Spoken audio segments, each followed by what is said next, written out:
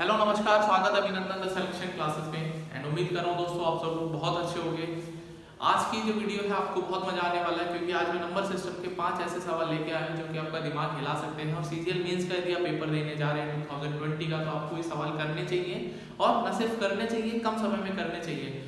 और यदि आप इस सवालों को करना चाहते हैं तो आपके सामने स्क्रीन पे सवाल आएंगे, आपको स्क्रीन को पॉज करना है और मुझे बताना है कि आपने इन सवालों को करने में कितना समय दिया है। क्योंकि सीजीएल मेंस का पेपर है दोस्तों, किसी भी लेवल का आ सकता है। और यदि हम पिछले 2017 से ट्रेंड की बात करें तो पेपर का लेवल हमेशा की तरह बढ़ता ही जा रहा है और कैलकुलेटिव आ सकता है। तो ये सवाल जो है दोस्तों नंबर सिस्टम के एक तरह से कैलकुलेटिव ही सवाल है, बट इनको आसान आप किस तरह से कर सकते थे या फिर आपका अप्रोच क्या होना चाहिए था, उन सारी बातों को हम लोग डिस्कस करने वाले हैं। तो 5 सवाल आपके लिए बेहतरीन सवाल। तो चलिए ज़्यादा टाइम वेस्ट नहीं करते हैं, स्क्रीन पे आपके सामने सवाल आएंगे बारी बारी से। स्क्रीन को पॉज करके आप चाहें तो खुद से सॉल्व कर सकते हैं या फिर आप इनका सीधा सीधा सॉल्यूशन दे सकते हैं। तो चलिए मोबाइल महाराज पहला सवाल आप बच्चों के लिए लेके आइए स्क्रीन पर। मेरे पास हमेशा की तरह सवाल यहाँ पर विजिबल है, पेपर पे लिखे हुए हैं और आपके सामने स्क्रीन पर आ चुका होगा। तो पहला सवाल दोस्तों यहाँ लिखा हुआ है n इक्वल्स टू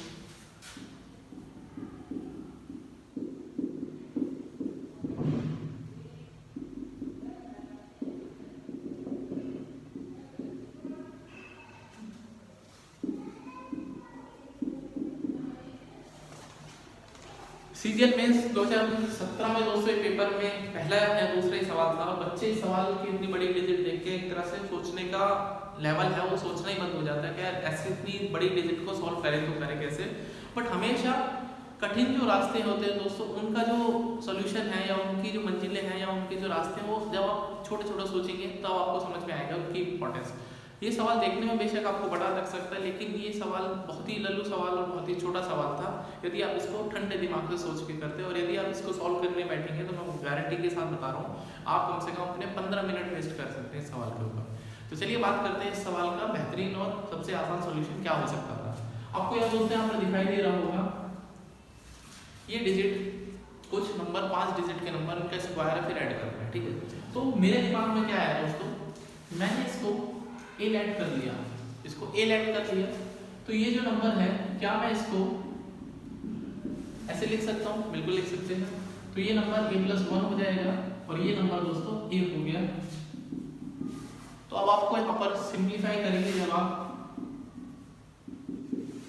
तो ये जो फॉर्मूला बन गया एक्चुअली में दोस्तों a² + 2a+1 का, दैट इज a+1 का होल स्क्वायर।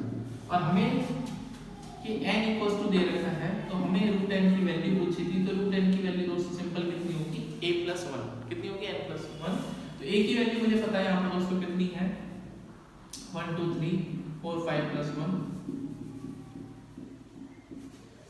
तो काफी अच्छा सवाल था दोस्तों, और ये एक तरह से दिमाग के परखच्चे उड़ाने वाला सवाल था। यदि आप इसको इस मेथड से नहीं कर पाते और आप सोचते हैं कि यार इसको सॉल्व करने बैठते हैं, डेफिनेटली आप अपना समय बर्बाद करते हैं।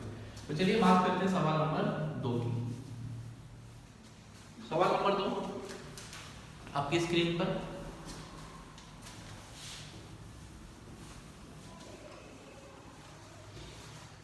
एक और खूबसूरत सवाल।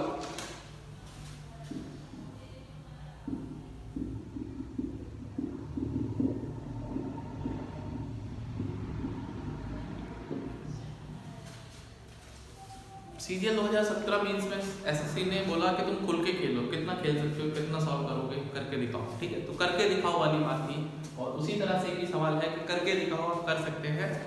तो वही बच्चा दोस्तों कामयाब है, या वही बच्चे का एप्टीट्यूड अच्छा है जो कि चीज़ों को कुछ अलग तरीके से सोचे या फिर उसकी ऑब्जर्वेशन अच्छी हो, ठीक है। 14 क्यूब, 16 क्यूब, 18 क्यूब, 20 क्यूब और 30 क्यूब, इनको आपको ऐड करके नंबर का वैल्यू बताना, ठीक है। तो यदि दोस्तों यहाँ पर थोड़ा सा दिमाग लगाने की कोशिश करेंगे तो मुझे सब में यहाँ पर 2 जो है वो कॉमन दिखाई देता है, ठीक है। ये बचेगा 7 क्यूब, 8 क्यूब, 9 क्यूब एंड यहाँ पर 15 का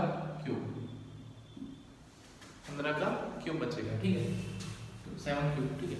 अब दोस्तों हमें पता है नेचुरल नंबर की जो सीरीज होती है 1 cube, 2 cube, 3 cube, n cube, उसका हमें फॉर्मूला पता है।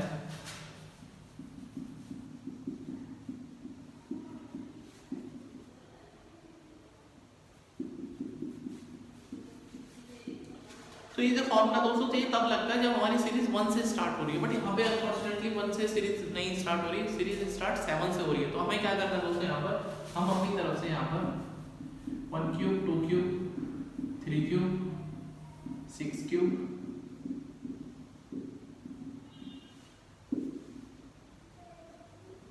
इतना दोस्तों मैंने यहाँ पे ऐड कर दिया, और जितना ऐड करा है उतना ही दोस्तों माइनस करेंगे, बिकॉज हमें चीज़ों को बैलेंस करना है। तो मैंने यहाँ पर इतना ऐड करा है, तो इतना माइनस करेंगे 1 cube 2 cube 3 cube up to 6 cube.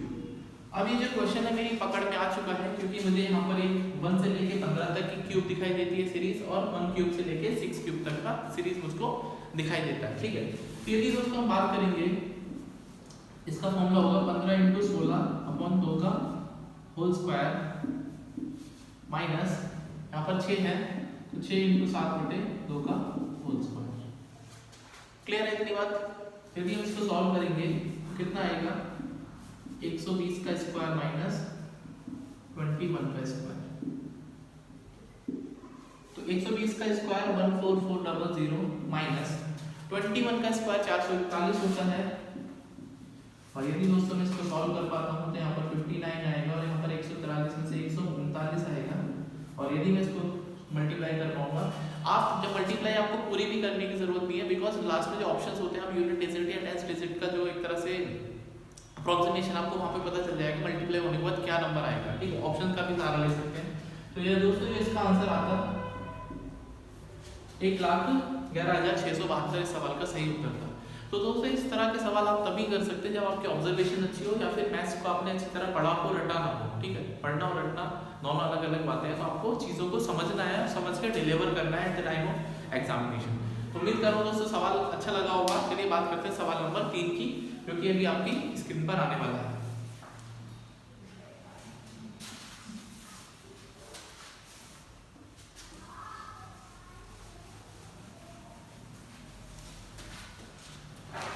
Question number 3 ये रहा दोस्तों। सवाल में ये था,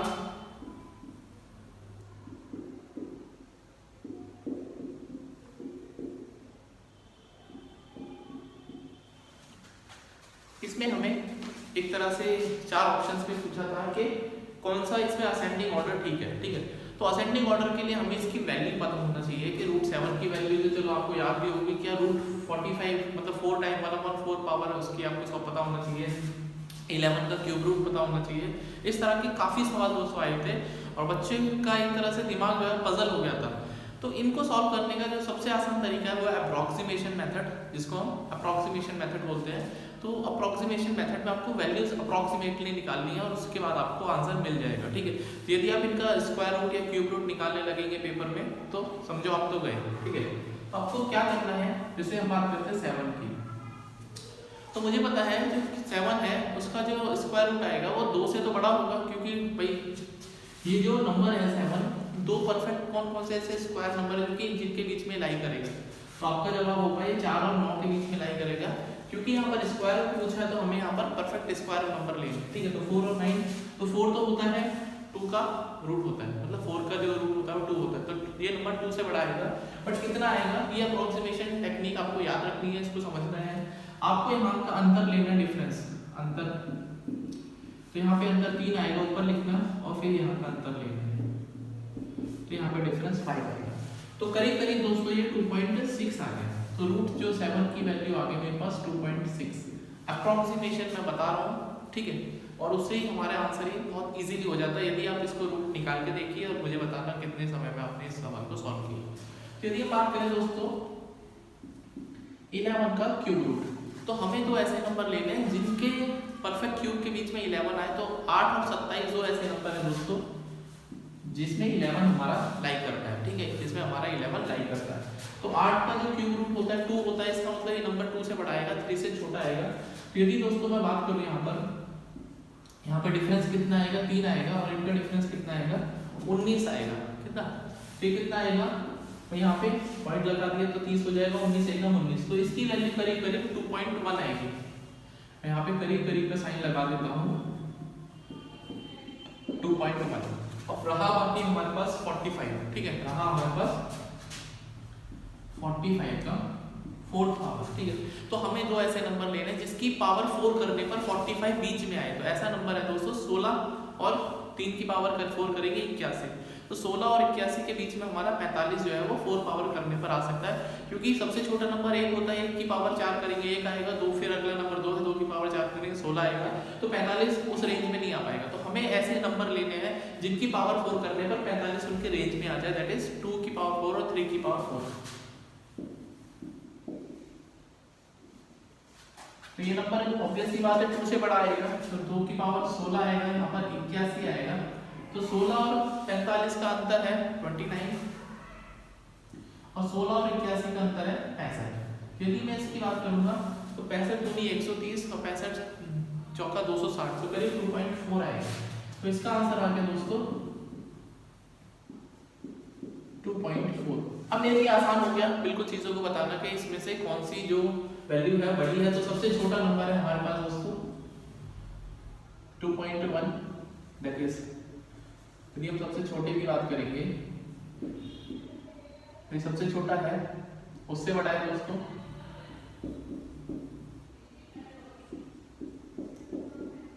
ये सबसे बड़ा है, ठीक है।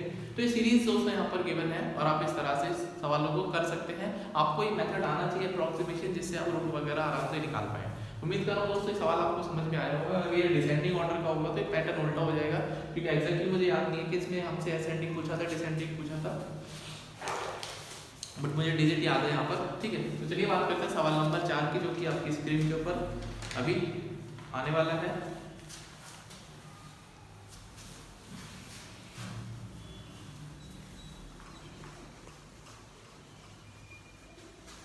तो चलिए क्वेश्चन नंबर 4 आपकी स्क्रीन के ऊपर ये रहा। सवाल सिंपल सा था, हाउ मैनी 100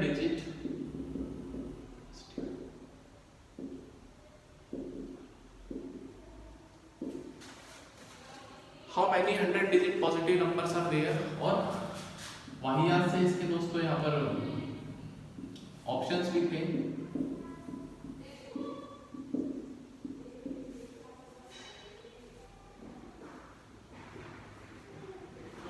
कुछ मतलब इस तरह के ऑप्शंस अवेलेबल थे, एग्जैक्टली ऑप्शन मुझे याद नहीं है, बट मैं आंसर बता दूंगा आपको, ठीक है। तो हमसे पूछा 100 डिजिट के कितने पॉजिटिव नंबर्स हमारे पास अवेलेबल है, ठीक है। तो 100 डिजिट को सोचने के बजाय हम छोटा सोचते हैं ना यार, क्यों सोचे इतना बड़ा कि 100 डिजिट के निकालने में। आपसे पूछता हूँ 1 डिजिट के कितने नंबर है, 1 डिजिट के कितने नंबर हैं, तो आपका आंसर आएगा 9 नंबर है, 1 2 3 4 5 6 7 8 9। तो क्या मैं इसको दोस्तों 9 into 10 की पावर 0 लिख सकता हूँ क्या? यदि मुझे 10 की पावर में लिखना है बिल्कुल लिख सकते हैं। 10 की पावर 0 1 होता है, तो 9 into 1 1 हो जाएगा। यदि मैं आपसे पूछता हूँ 2 डिजिट के कितने नंबर हैं, तो हमारे पास 90 नंबर्स अवेलेबल हैं 2 डिजिट के। तो क्या मैं इसको 10 की पावर 9 into 10 की पावर 1 लिख सकता हूँ? बिल्कुल लिख सकते हैं। यदि मैं आपसे पूछता हूँ 3 डिजिट के कितने नंबर हैं, तो 900 डिजिट मतलब 900 नंबर्स हमारे पास अवेलेबल है, क्योंकि 3 डिजिट के हैं, तो 9 into 10 की पावर 2। तो आपको एक पैटर्न समझ में आ गया। अब आपको पूछा है हमसे 100 डिजिट के कितने नंबर होंगे, तो कितने होंगे 100 डिजिट के, तो 9 into 10 की पावर, भाई 1 पे 0 पावर है, एक पावर कम चल रहा है, 2 डिजिट पे पावर 1 है, तो 100 डिजिट पे पावर 100 आएगी या 99 आएगी या 98 आएगी, ऑफ कोर्स 99 आएगी, ठीक। तो 10 की पावर 99। तो इस सवाल का जो दोस्तों सही उत्तर था 9 into 10 की पावर 99। एक भी खूबसूरत सवाल था, सोचने का एक अच्छा मतलब तरीका आपको मैंने सिखाया होगा आपको यहाँ पे। तो चलिए बात करते हैं आज के अंतिम सवाल की, क्वेश्चन नंबर 5।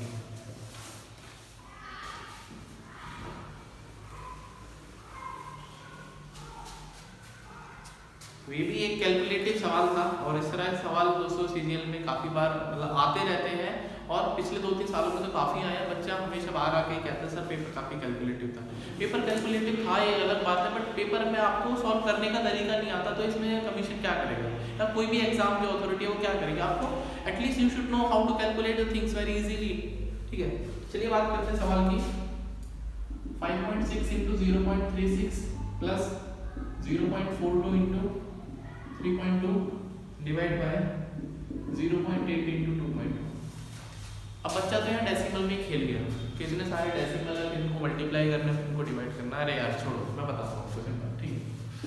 तो मुझे यहाँ पर भाई जब मैं ऊपर वाले डेसिमल हटाऊंगा तो 2 डेसिमल और 1 डेसिमल 3 डेसिमल मतलब 1000 नीचे आएगा बिल्कुल आपका। और जब मैं नीचे वाले डेसिमल को हटाऊंगा तो ऊपर 2 जीरो जाएंगे मतलब 100 जाएगा बिल्कुल कर लिया।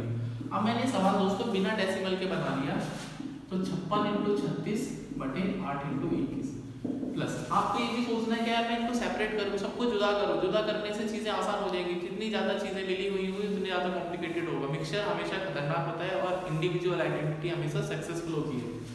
तो 42 × 32 डिवाइड बाई 8 × 21।